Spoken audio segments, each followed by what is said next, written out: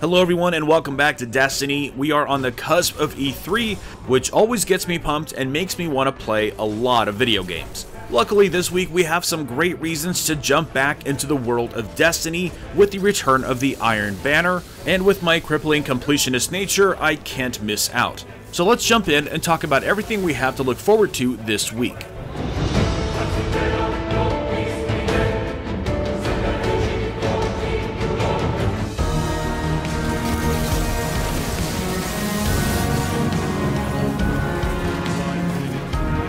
Starting with the Crucible, we have the return of the Iron Banner, and this time around we have Iron Banner Supremacy. I didn't even know the Iron Banner was happening this week because it wasn't mentioned in the TWAB, but it was in an article yesterday, and so it's here, and we can check out what Lady Everdeen has to offer to us this time. For the armor selections, this week we have the class item and the helmets. We do have a 100% roll on class items for all three classes, and we have some 98 and 99% rolls for the helmets, but sadly no perfect helmets. Still, if you're looking for a good helmet to reach those higher tiers, this is a good place to get them. Moving on to the weapon selections, we have a Branded Lord, which isn't too bad. If you're a fan of fusion rifles, this might be worth checking out, but sadly I'm not. I could never really get into the groove of using a fusion rifle.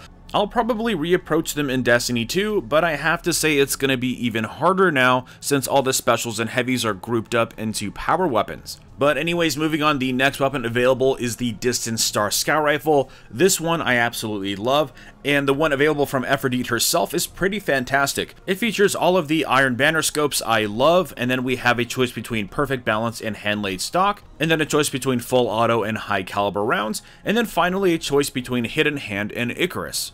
Full Auto feels pretty great on this weapon, and if you don't happen to get one from a drop, I highly recommend picking this one up. Now, if you've been around the channel for a while, you'll know that unfortunately my Warlock is in a distant third as far as usage, but I'm definitely ready to give him some of that record book love this week. Moving on from the Iron Banner, we have the weekly story playlist. This week we have Earth and Moon. If you plan on buying some gear from Everdeen this week, this is a great way to get some easy marks. Moving on, we have the Siva Crisis Heroic playlist, and this week's modifiers are Voidburn, Berserk, and Brawler. Moving on to this week's Nightfall, we have Sepix Perfected, and the modifiers are Arcburn, Ironclad, Catapult, and Exposure. If you're going to be participating in this week's Iron Banner, I highly recommend completing the Nightfall first so you can get that XP and reputation boost. And finally, this week we have the featured raid, which is King's Fall. And of course that means you have the War Priest, Golgoroth, and Oryx challenges available.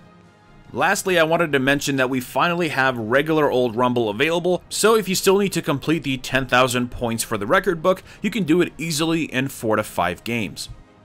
Anyways, let's move on to some notable weapons from the tower vendors this week. Future War Cult is the star of the show again this week, starting with a notable roll on the Waltz. First up, we have armor-piercing rounds, and then you have a choice between Small Bore and Outlaw, and then finally you have Rodeo.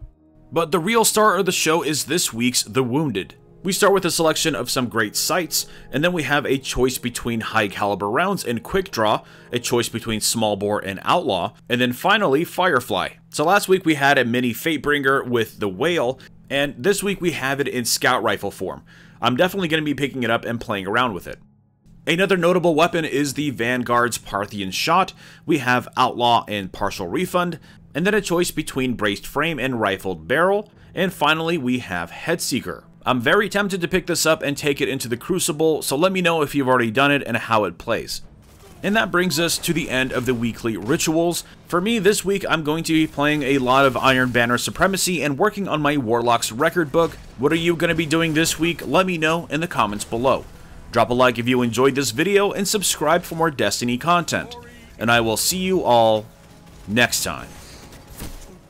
Initially, you may see the removal of Gambler's Dagger, the perk that granted you an additional throwing knife, as a negative thing. Yes, that perk is gone, but consider this. In the new Way of the Outlaw path, we have Chain of Woe,